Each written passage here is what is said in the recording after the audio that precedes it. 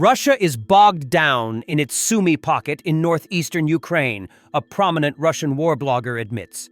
The Two Majors channel reports that the situation is difficult due to Ukraine's large-scale drone attacks and calls out commanders for lying.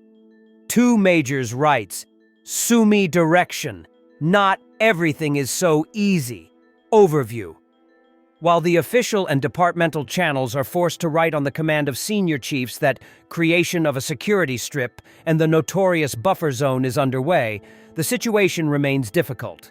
To begin with, the buffer zone should reach a depth of several tens of kilometers, because cheap enemy drones fly such a distance and fly en masse. Not everything can be shot down. In the map above, the depth of the inclusion in the area of Yunikivka reaches 14 kilometers in the best case. And the enemy, albeit at the cost of heavy daily losses, is holding back our offensive. No one is lying about control over Kindrativka anymore.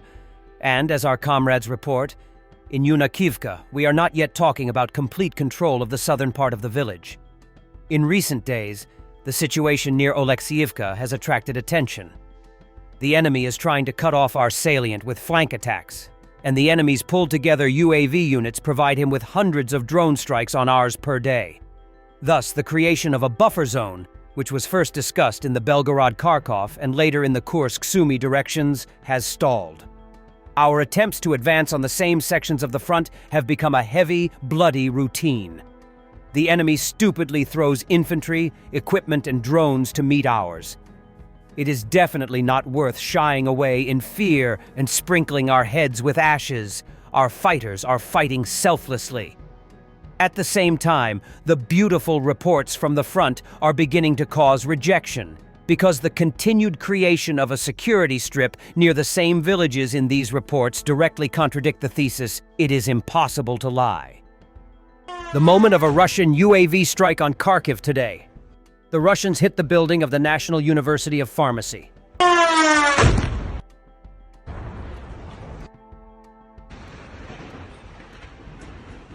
The Russian army never strikes civilian targets, Lavrov stated. Somehow never. The Russian army does not work.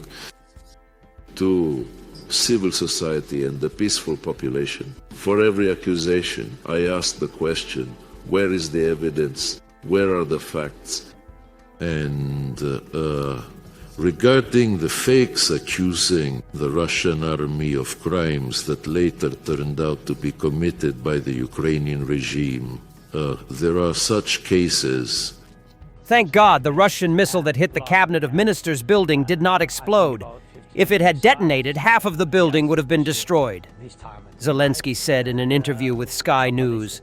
Something like this, and plus we had I think about 15 missiles, yes, especially this time at the night, and some ballistic.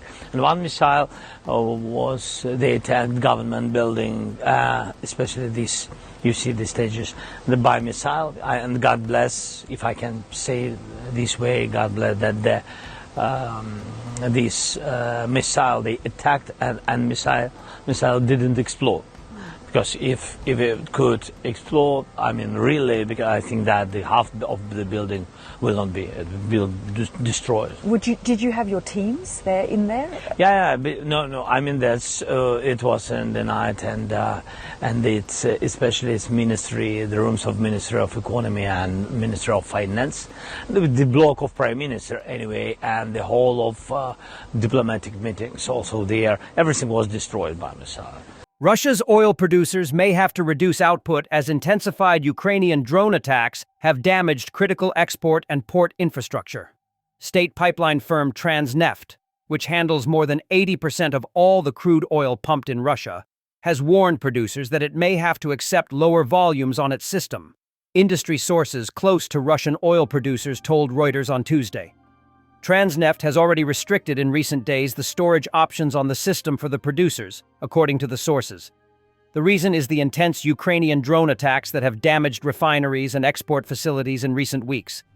Russia has not commented on the extent of the damage, but various reports have said that at least 10 refineries have been targeted with drones by Ukraine, and some of them have sustained damages and had to temporarily halt crude intake. Early this month, The Ryazan refinery in the region southeast of Moscow was targeted. The facility is operated by oil giant Rosneft and is one of the biggest crude processing plants in Russia, with a capacity to process more than 260,000 barrels per day, BPD, of crude, or 5% of Russia's refining capacity. Ukrainian drones have also caused various degrees of damage at the fuel loading and gas processing complex at the Ust-Luga port on the Russian Baltic Sea. Repairs at the most seriously damaged unit at Ust-Luga could take up to 6 months, according to reports.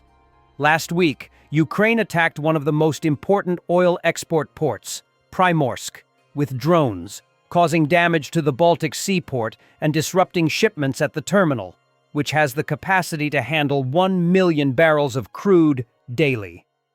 2 Aframax tankers, the Kusto and the Kai-Yun, were damaged alongside onshore pumping equipment at Primorsk. The Ukrainian attack on Primorsk was the first strike on the port since the war began in early 2022. Trump's visit to the United Kingdom began with a scandal. Unknown individuals projected onto the walls of Windsor Castle his image alongside convicted sex offender Jeffrey Epstein and a mugshot photo. The arrest of 4 men after images of Donald Trump alongside Jeffrey Epstein were projected onto Windsor Castle on Tuesday was Orwellian and ridiculous, the group behind the protest has told The Guardian. The political campaign group led by donkeys confirmed that it was behind the stunt, which saw several images of Trump and Epstein projected onto a tower while a soundtrack questioning the relationship between the 2 men was played on a speaker.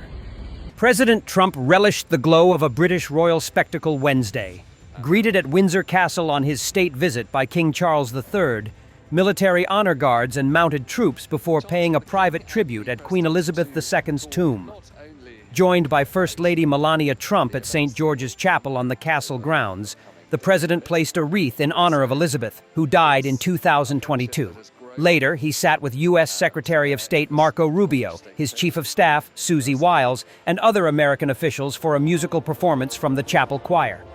Trump's visit began with Prince William and his wife Kate, meeting the presidential helicopter in the private walled garden on the vast Windsor estate, then walking the Trumps over to be greeted by Charles and Queen Camilla.